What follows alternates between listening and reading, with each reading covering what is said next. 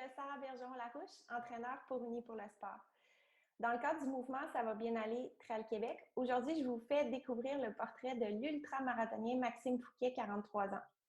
Maxime, c'est un expert du confinement. Il a travaillé pendant 20 ans comme chef cuisinier dans de prestigieux restaurants comme le Bistrot B à Québec.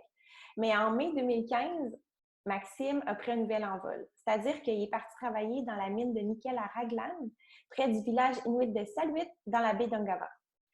Ce changement de carrière, ça a suscité des adaptations dans son plan d'entraînement. Parce que là-bas, c'est 9 mois par année l'hiver, puis en plus, il ne peut pas vraiment s'aventurer loin de la mine. Donc, la majorité du temps, il court sur le tapis roulant. Lors de ces périodes de 21 jours de congés consécutifs, il court des ultramarathons à travers le monde. Sans plus tarder, je vous invite à écouter Maxime Fouquet.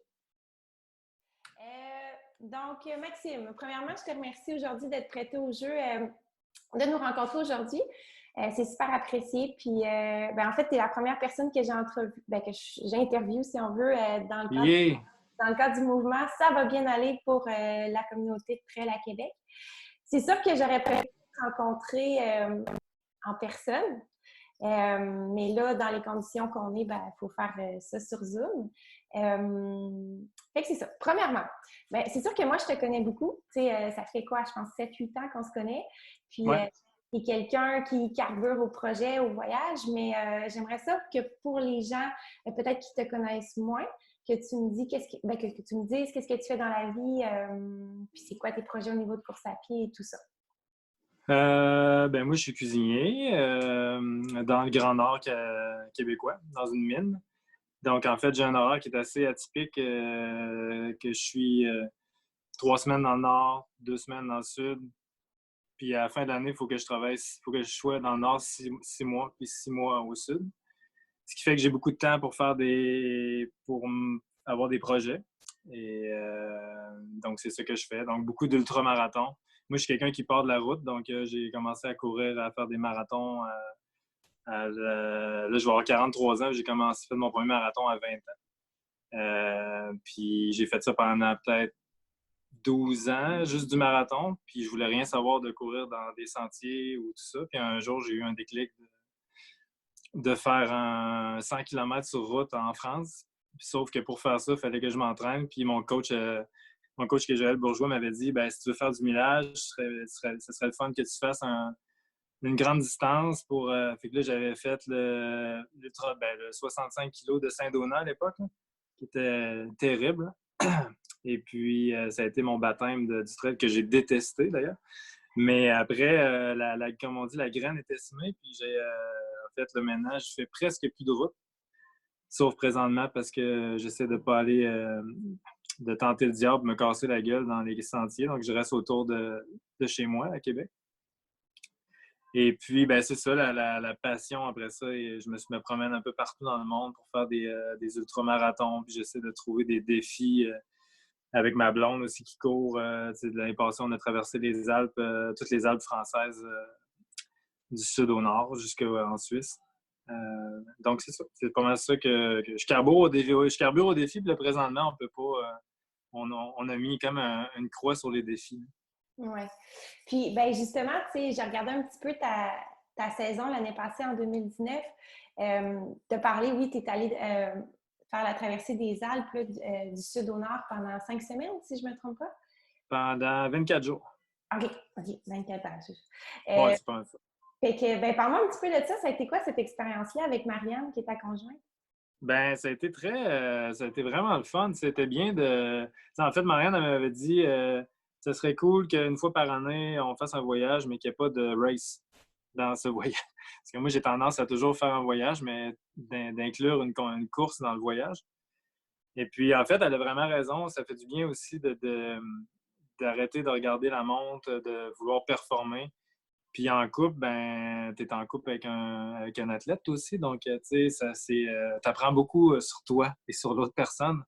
Donc, beaucoup de défis de ce côté-là aussi. Mais ça a été, on faisait à peu près, écoute, ça nous a donné 640 kilos avec 36 000 mètres de dénivelé en 24 jours, à peu près une moyenne de 30 km par jour. Donc, tu sais, au début, c'était pas ça allait très bien, mais à la fin, on commençait à en avoir un peu plein les baskets, comme on dit, là, des petits bobos qui sortent, mais on a fait des super belles rencontres. Puis, on va toujours trop vite dans les courses qu'on fait. Moi, j'ai des très beaux souvenirs de début de race, comme en Afrique du Sud. J'étais allé faire une grosse course, puis je me rappelle des 40 premiers kilos, mais les 60 derniers, je ne m'en rappelle pas du tout, parce que j'étais complètement explosé, puis je ne regardais plus rien autour de moi, là. Tandis que là, en fait, tout ce qu'on faisait, c'est t'as le temps de regarder, puis d'apprécier, puis même si on courait beaucoup, puis on essayait d'avancer vite, mais il reste que, tu sais, tu le sais, toi aussi, hein, dans une course, tu regardes peut-être au début ou à certains moments, mais après ça, tu ne regardes plus rien. Puis en plus, surtout des 100 en haut de 100 kilos, là, à un moment donné, tu viens que ton cerveau il est dans le gaz. Ouais, c'est bon. Puis, tu es allé aussi à l'île de Madère, si je ne me trompe pas? Oui, l'année passée aussi, je suis allé à Madère en avril avec des amis, puis toutes nos blondes, puis on est allé faire l'Ultra de Madère, qui était toute qu'une... donc, tu sais, 110, 115 kilos, 7000 mètres de dénivelé. Donc, c'était assez...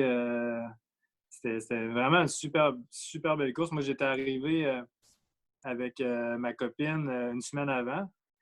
Puis ça nous a permis de voir le terrain. C'est bien de faire ça aussi, d'arriver un peu à l'avance, se permettre de regarder un peu dans quoi on s'embarque. Puis, ben, dès le début, j'ai vu qu'on s'embarquait dans quelque chose qui allait être assez costaud. Là, donc, mais depuis que je suis revenu de ce voyage-là, j'ai dit à tout le monde que si tu es un amoureux des sentiers, il faut absolument que tu ailles à Madère. C'est le paradis de la course en montagne, là. Ah ouais. Ouais, c'était superbe. Puis, on était 4 à courir. Il y en a 2 qui ont fini, 2 qui n'ont pas terminé la course. Moi, j'ai fait en 26 heures et j'étais plus capable de courir à la fin, donc j'ai marché les 10 derniers kilos, que j'avais mal aux pieds. Donc, tu sais, on sait comment ça commence, hein, une course, là, mais on ne sait pas comment ça finit. Mais au moins, j'ai terminé. Mais vraiment, une super, super belle course. Donc, j'essaie de faire des courses comme ça avec des amis, puis on se loue une maison, on va dans les marchés. En étant cuisinier, ça me permet aussi des fois je cuisine pour tout le monde, tu vas dans les marchés, tu vois comment les gens mangent, comment ça fonctionne. C'est vraiment chouette, là. La nutrition avec la course, c'est un beau mix. Oh, mais c'est super. Est-ce que aussi tu es allé en Arizona faire la Mesquite? Ouais, je suis allé en Arizona faire cette course-là pour me préparer un peu pour la Madère. Mon coach m'avait dit ce serait bien que si tu veux faire une course avant. Puis bon, il y avait cette course-là qui me paraissait assez cool, bien organisée aussi. Parce que c'est un gars qui organise plein de grosses courses aussi, comme le 100 mètres Javelina. En tout cas, il organise un gros 100 mètres là, en Arizona aussi. Puis, belle course, là, vraiment roulante, avec des grosses sections, des belles sections techniques là, de typique désert, canyon, là, très casse-gueule. Un peu comme des sections en Utah. Il y avait des petites sections techniques. Là, les gens étaient super, super gentils. Les courses dans des déserts, c'est assez particulier parce que t'as chaud, mais t'as pas l'impression que tu sues. Donc, il faut vraiment que tu fasses attention à ça parce que tu perds énormément d'eau, mais sans t'en rendre compte, là. Donc, j'étais très déshydraté après la course. Mais vraiment, une super belle course. Puis le lendemain, je m'étais inscrit à un 10 km juste pour voir comment les jambes allaient rouler après un 80 kg. Puis finalement, ça a super bien été. J'ai fait 40 minutes sur un 10 kg de trail le lendemain du 80. Ah, c'est bon. Good. Excellent. Ben, écoute, c'était quoi tes projets pour 2020? J'imagine que ça a été reporté ou annulé. Ben, ça a été reporté, mais j'ai eu la chance au moins de faire une course que j'avais prévue c'était quand, non? C'était fin février. Je suis allé faire 80 kilos en Bretagne. Puis en même temps, on allait voir la famille à ma copine en Bretagne. Et on est revenu juste quand cette espèce de virus-là a commencé. On est revenu à Québec le 2 mars. Et puis, moi, après ça, j'avais été pigé pour la loterie pour le 100 km de Miwok en Californie. Donc ça a été annulé. Première course d'annulé. Après ça, j'avais 90 kilos en Autriche en juin. Ça a été reporté, annulé. Peut-être que ça va être remis en septembre. Après ça, j'avais une course en Croatie en octobre. OK. Et puis, ça ressemble à ça. J'avais peut-être d'autres projets, mais là, j'essaie de plus penser à ça parce que je pense que je me dis que 2020, ça va être une année différente. Ouais. Ben, c'est ça. C'est une des raisons pourquoi moi, je voulais échanger avec toi, c'est que, ben, comme tu le sais, les Québécois, on pratique la distanciation sociale depuis quelques semaines. C'est-à-dire qu'on limite nos déplacements, on s'en tient juste les stricts besoins essentiels, comme on dit, puis on évite de s'éloigner trop de la maison pour aller courir. Puis pour les coureurs de sentier, ben, ça représente un défi parce que là, on n'a plus accès aux sentiers, on a de la difficulté à faire notre dénivelé. Mais je me suis dit, Maxime, lui, c'est un expert du confinement parce qu'il habite dans le Nord, puis il ne peut pas sortir tant que ça. Puis bon, ben, tu le pratiques différemment, mais depuis 5 ans déjà. Fait que pour moi, tu es un expert. Fait que je me suis dit, peut-être tu peux nous donner des trucs, nous inspirer, nous motiver pour qu'on s'enrichisse de ton expérience. Puis une autre chose aussi, si je ne me trompe pas, toi puis Marianne, vous n'avez pas de voiture. Non. Fait que c'est ça aussi. Fait que ben, je voulais savoir comment toi tu vis ça, le confinement. Est-ce que ça change ton travail, ton plan d'entraînement? Puis est-ce que ça a un impact sur toi présentement? Je vais répondre à ta question en premier sur l'expert du confinement. C'est que, tu sais, en fait, moi, dans le Nord, c'est sûr que l'hiver là-bas dure à peu près 9 mois dans l'année, même 9 mois et demi. Donc, c'est sûr que moi, j'ai eu un gros travail à faire avec mon coach pour adapter ça à du tapis. Parce que je fais presque juste du tapis roulant dans le Nord. Ça veut dire qu'on a baissé le volume d'entraînement parce que moi, quand je suis là-bas, je travaille 7 jours sur 7, 12 heures par jour. Donc, je ne peux pas faire des semaines de 160 km sur du tapis. Premièrement, je vais virer fou. Puis, deuxièmement, je ne serais plus capable de travailler. Donc, en fait, on a baissé le volume d'entraînement, puis on a travaillé sur du plus spécifique, donc beaucoup plus de vitesse. Puis, un peu de vélo, une journée de vélo par semaine aussi, où il me fait faire, par exemple, 1 heure de vélo avec des intervalles, puis après ça, une demi-heure de course tout de suite après. Fait que moi, je cours à tous les jours dans le Nord, mais sur le tapis. Ce qui me motive, c'est mes courses que je fais.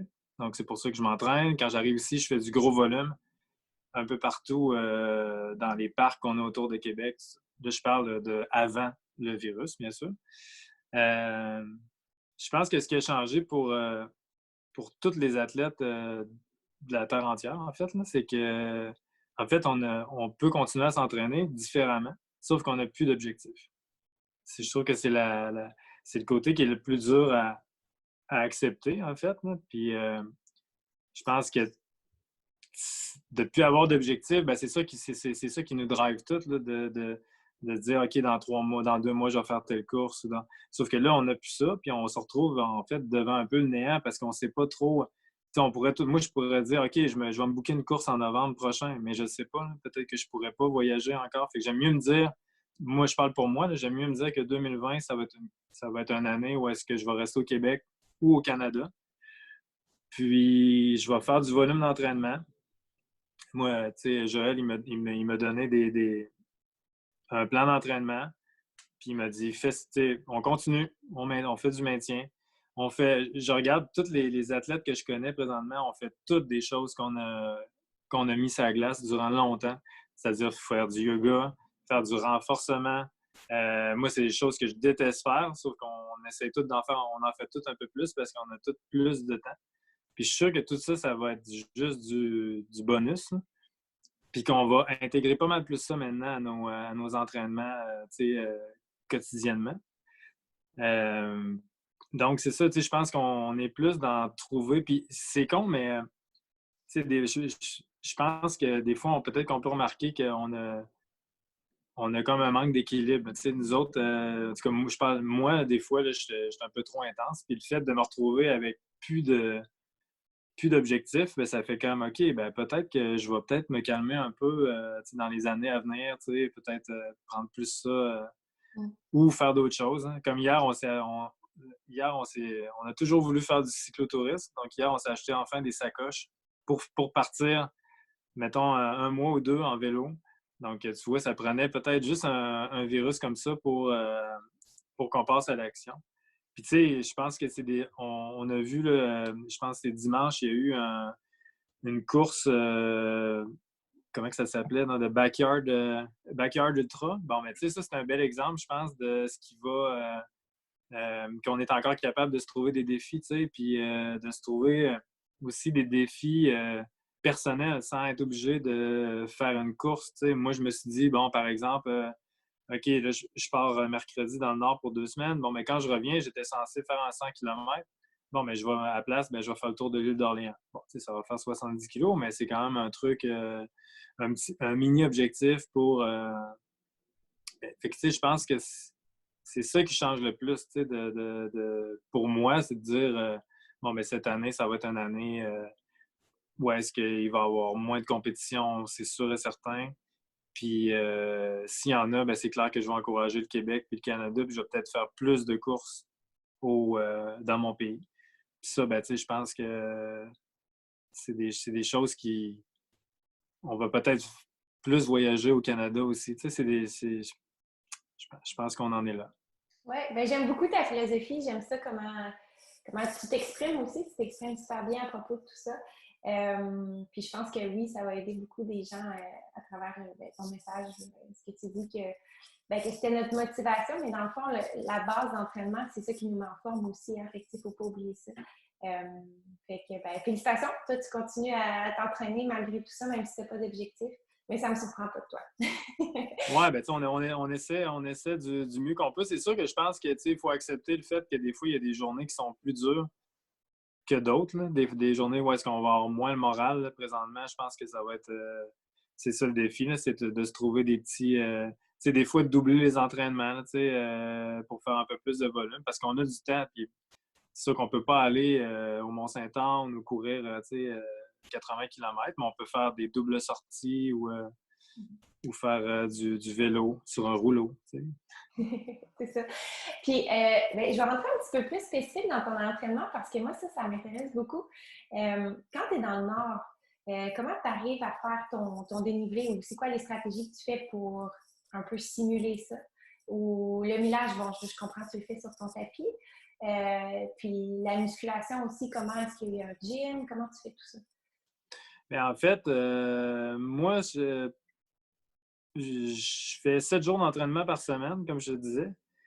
Il y a 2 jours là-dedans que je fais, vu que maintenant je fais beaucoup de trail, je fais beaucoup moins d'intervalles rapides, là. J'en fais encore, là, mais une fois par semaine. Les 2 autres fois ce que je fais des intervalles, c'est euh, des intervalles en côte, ça veut dire avec la pente, donc des pyramides. C'est très, très boring à faire, sauf que c'est extrêmement payant. Puis au début, je croyais pas que sur le tapis, ça allait payer, mais le tapis il monte quand même à 15 degrés. Fait qu'on en a amplement là, pour. Donc, ça ressemble à ça. C'est ça que je fais. Là, ça me fait des entraînements d'à peu près 1 heure. Moi, je fais ça en finissant de travailler. Donc, je commence à, mettons, 7 heures le matin, je finis à 8 heures le soir. Puis je fais ça en finissant. Quand le monde va se coucher, ben moi, je vais dans le gym courir. Fait que, puis à côté de ça, en fait, on a un gym où il y a des tapis, des vélos, puis il y a une section où est-ce qu'on peut faire. Bien, il y a une section où il y a des poids en haut, mais à même le gym de cardio, il y a une section où on peut faire des poids, de la muscu, ce qu'il y a de la place pour faire du gainage. Donc, c'est ce que je fais. Joël me fait faire toutes les espèces de trucs aussi, là, des fentes, des squats. Ça a été très payant pour moi dans les 2 dernières années, là, côté pour le trail. Euh, L'été, moi, j'ai la chance dans le Nord d'avoir un mini parcours. On a comme un sentier pédestre qui est ouvert 2 mois par année. Ça ressemble un peu, en gros, à un parcours de cross-country. Okay. Donc, c'est un chemin minier, mais il y a quand même une bonne côte là, d'1 kilomètre. Là, mais... donc, souvent, je vais faire des intervalles. Je vais faire 40 minutes de jog avec 6-7 fois cette côte-là. Puis la récupération, la descente. Donc, ce qui fait que quand j'arrive après 3 semaines de travail ici et de l'été, ben, j'ai pas trop perdu par rapport à ben, c'est sûr que J'en ai perdu un peu parce que j'ai pas fait le dénivelé que quelqu'un fait au Mont-Saint-Anne ou à monter 4-5 fois le Mont-Saint-Anne. Mais il reste que j'en ai quand même dans les jambes un peu. Ah, c'est très encourageant ce matin, tout ça. Puis dis-moi, as-tu des anecdotes, des choses qui t'est arrivé en allant courir dans le Nord, justement? T'étais-tu déjà tombé sur des animaux? Ouais, ben en fait, moi, où la mine est exactement, il y a presque rien, c'est que de la roche, mais en fait, j'ai déjà travaillé, nous autres, on a un quai ça s'appelle la baie Déception. Puis j'avais été là pendant un été de temps, en fait, travailler. Puis là, on est vraiment au bout là, de la province. Là, puis ils ont un chien, on a un chien là-bas. Puis j'allais courir avec, en fait, les petites montagnes qui est à côté. Puis ça m'est arrivé souvent d'arriver sur des troupeaux de caribous, en fait. Au moins une centaine de caribous. Tu sais, je me sentais privilégié parce que il y a des gens qui payent pour aller voir des trucs comme ça. Puis moi, j'arrivais là-dessus. Sauf qu'il restait jamais longtemps parce que j'avais mon ami le chien qui était à côté de moi qui faisait toujours partir tous les caribous. Mais c'est pas mal ça. Sinon, il y a des renards arctiques, beaucoup, sauf que moi, j'en ai jamais vu. Il y a beaucoup de loups aussi. Puis sûrement des ours polaires, mais ça, je suis content de ne pas en avoir vu non plus. Aïe, aïe, aïe. Ah, ben c'est super. Puis, juste un petit. Ben, en fait, non, moi, je suis intriguée. Avec toutes les courses que tu as faites partout dans le monde, c'est quoi ton coup de cœur? Et c'est quelle ta préférée? Ben, j'ai deux coups de cœur. En fait, moi, je suis tombé en amour je suis allé là en 2008. Je suis allé en Afrique du Sud. C'est là que j'ai fait mon premier. C'était pas vraiment un ultra, mais c'était 56 km c'était le Two Ocean Marathon. C'était sur l'asphalte en plus. Okay. Mais là, je suis tombé vraiment en amour avec des paysages que j'avais jamais vus, là, des montagnes, Table Mountain qu'on voyait, on passait. Et puis, donc ça, c'est mon coup de cœur. Et sinon, ben, Madère, l'année passée, en fait, je pensais que c'était l'Afrique du Sud, mon top, ma top course. Mais Madère, l'année dernière, a vraiment passé ça. Là, vraiment, c'est le plus beau parcours que j'ai vu. C'est très technique, là, très dur comme course, mais les paysages étaient incroyables. Mais sinon en termes de... C'est pas une course, mais la traversée des Alpes que j'ai faite l'année dernière, c'était juste incroyable. Mm-hmm. Toutes les cols qu'on a montés, à toutes les fois qu'on traversait un col, il y avait un autre panorama devant nous autres. Les rencontres qu'on a faites avec les gens. C'est ça, hein, tu sais, parce que tu fais du trail, là, mais c'est une communauté qui est vraiment... c'est particulier. Tout le monde se parle, même les meilleurs vont parler les meilleurs vont parler à des gens. Il n'y a pas de catégorie. C'est assez unique comme sport, là, je trouve. Bien, certainement. Puis juste j'aimerais ça faire une petite parenthèse, justement, on parle de Marianne. Peux-tu m'expliquer un petit peu c'est quoi que sa compagnie? Je pense que si j'ai bien compris, ils vont faire des visières. Oui, Des imprimantes. ils vont faire des visières. Écoute, je suis pas, je ne connais pas tous les secrets, là, mais ils vont faire des visières pour aider justement là, la pénurie présentement qu'on a de masques. Donc, eux autres, ils vont vraiment faire des visières pour protéger, en fait, de particules, de je sais pas quoi, là, qui pourraient... Puis là, ben, en fait, ils sont en train, justement, d'être allés au laboratoire aujourd'hui pour travailler sur vraiment avoir une visière qui était assez rigide puis vraiment efficace là, parce qu'il y a différentes sortes de plastique pour le moulage. Puis ils voulaient vraiment avoir quelque chose de bonne qualité. Là. Donc, ça devrait travailler là-dessus. C'est quoi le nom de sa compagnie? Ah, excuse, c'est TopMed. C'est TopMed, OK. Puis eux, ils font des prothèses, des orthèses normalement, c'est ça? Ouais, puis ils travaillent pour d'autres compagnies qui veulent tester des produits, puis eux autres, en fait, ils testent ces produits-là pour eux autres. Ah, c'est génial. Ben, c'est super comme quoi qu'ils ont trouvé la façon de se renouveler puis d'aider aussi la communauté. Moi, je trouve ça vraiment super. Ouais, ben oui, puis je pense que, tu sais, même nous autres, en tant que coureurs puis en tant qu'athlètes, on peut... je ne vais pas dire qu'on va commencer à faire des masques, là, mais tu sais, je pense que, tu sais, hier, on a acheté des sacoches pour le vélo. Ben, on a trouvé une compagnie à Sherbrooke qui fait des sacoches. Donc, on a acheté des produits d'ici qui, en fait, coûtent peut-être un petit peu plus cher qu'ailleurs, mais en bout de ligne, c'est mieux d'encourager ici que je pense. Bien, certainement. Good. Écoute, juste pour faire un wrap-up un peu de tout ce qu'on a parlé, je te demanderais, est-ce que tu as peut-être un conseil à nous donner ou est-ce que quelque chose qu'on n'aurait pas parlé, que tu aurais aimé ça parler ou une question que je ne t'ai pas posée, que tu aurais aimé qu'on élabore là-dessus? Ben, moi, je pense que le meilleur conseil qu'on peut se donner, c'est de dire que la Terre n'a pas arrêté de tourner, là, parce qu'il y a un virus. Là, ça ne veut pas dire de s'en foutre. Puis, je pense qu'il faut appliquer les choses que le gouvernement dit. Mais, on reste des athlètes, puis on reste moi, je reste un coureur. Ma passion, c'est courir. Là. Ça va pas... le virus ne m'enlève pas ça. Donc, je peux continuer à courir, puis continuer à me donner des défis, puis des défis qui sont peut-être plus personnels. Mais en bout de ligne, on peut se donner des défis entre nous autres. Là, regarde, moi, la semaine prochaine, j'aimerais ça faire une semaine de 160 kilos. Ben, OK, ben, il y en a peut-être qui vont embarquer là-dedans, puis d'essayer de. Puis de ne pas tomber dans les.